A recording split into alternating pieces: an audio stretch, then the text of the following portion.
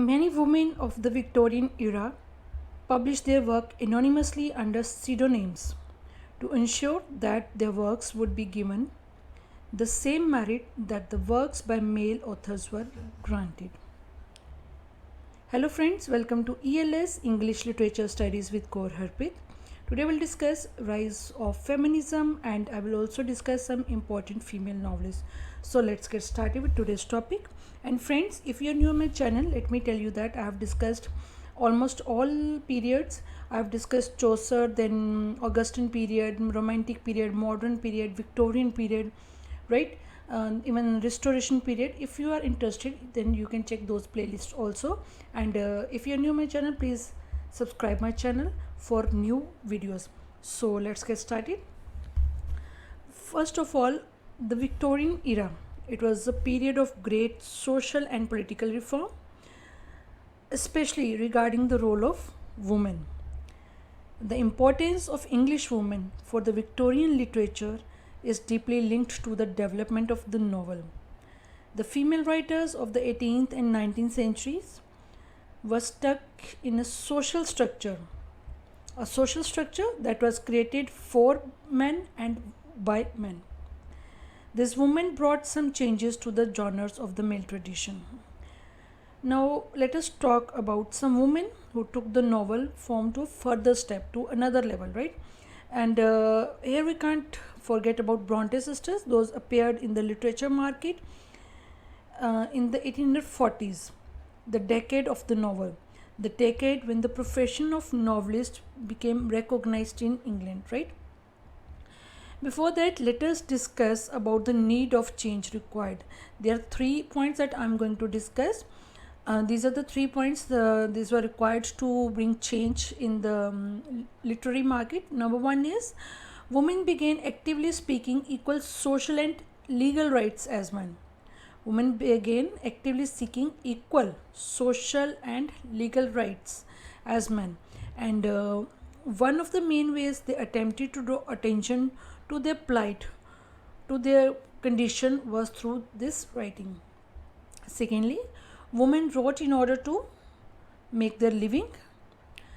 They also wrote in order to contribute to the literary world, and most importantly, they wrote to change British society, and they tried to fight for women's rights. They tried to fight for women's plight, right?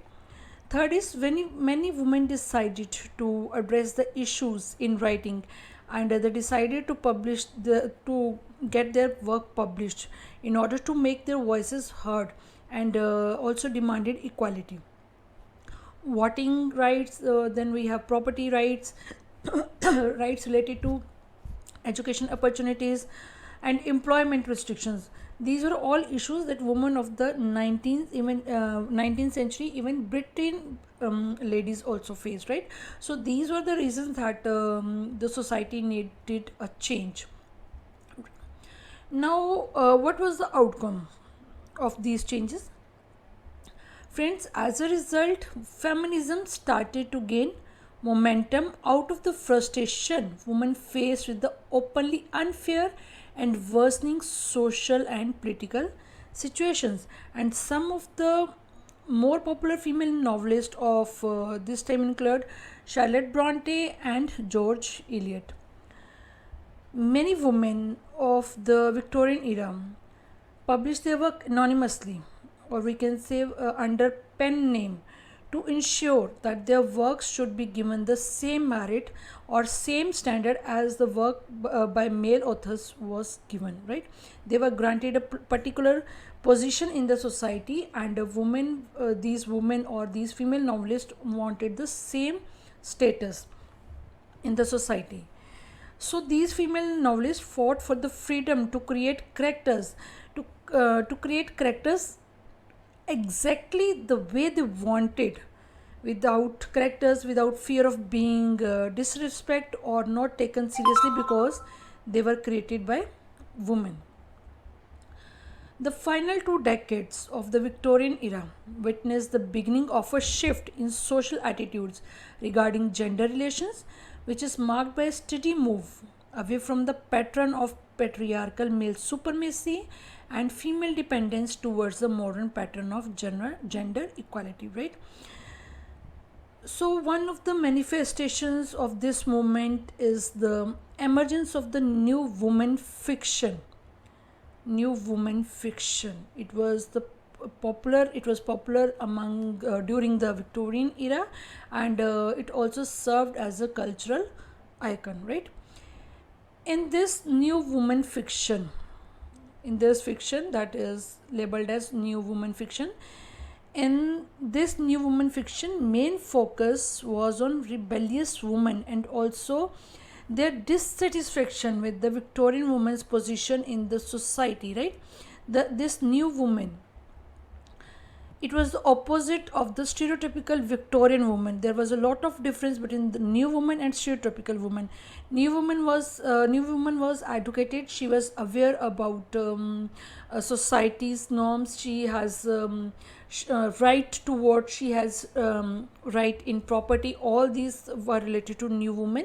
But woman who was uneducated, reliant entirely on man, and we can say she led an entirely domestic life, or in simple words we can say that she was totally dependent on male for each and everything. But the new woman was intelligent, independent, educated, and self-spotting. This was the difference between the new woman and stereotypical woman. Now, what was the main focus of such fiction? What was the main focus of new woman fiction? It was to redefine a woman's role in marriage and other social norms, right? Charlotte Bronte, she was one of the most prominent realistic Victorian novelists. In her novels, Bronte created strong female heroines, right? As I told you that they created a character, exactly they want to lead a life, right? So these Bronte sisters created strong female heroines who possessed free thought, intellect, and strong moral character, right? And Bronte, we can say, challenged this view by instilling a Bronte challenged this view by installing a picture of passion in her novel John Eyre, which is a fictional autobiography of the orphan John Eyre, which reflected the values of the Victorian era during which it was written. Her criticism against the accepted gender roles and her liberal idea of womanhood indicated a strong female emancipation. This emotion and passion would have not been tolerated by others in Victorian society.